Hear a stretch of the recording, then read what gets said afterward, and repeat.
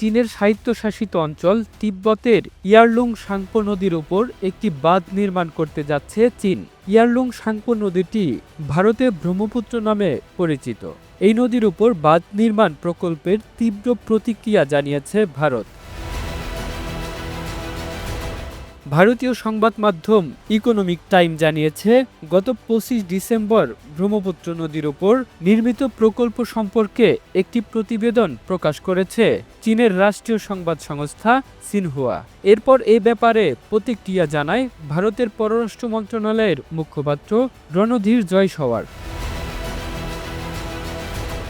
গতকাল শুক্রবার রণধীর জয়সওয়াল বলেন, গত ২৫ ডিসেম্বর সিনহুয়া প্রকাশিত ইয়ারলুং সাংপো নদীর উপর জলবিদ্যুৎ প্রকল্প সম্পর্কিত প্রতিবেদনটি আমরা দেখেছি।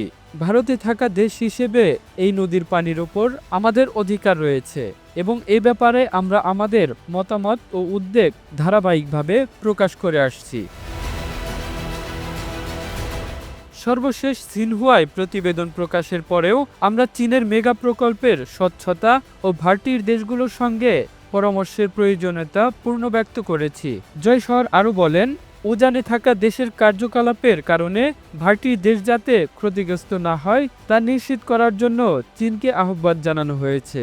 আমরা আমাদের স্বার্থ রক্ষার জন্য নজরদারি চালিয়ে যাব এবং প্রয়োজনীয় ব্যবস্থা গ্রহণ অব্যাহত রাখব।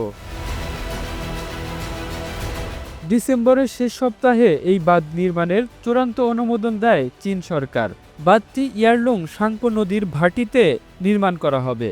২০২০ সালে পাওয়ার construction corporation of the China বলেছিল, এই প্রকল্প থেকে বছরে ৩০০ বিলিয়ন ৩০,০০০ কোটি কিলোওয়াট ঘন্টা বিদ্যুৎ উৎপাদন করা সম্ভব হবে। কামরুল ইসলাম, এই ধরা, ইন্টারন্যাশনাল ডেস্ক।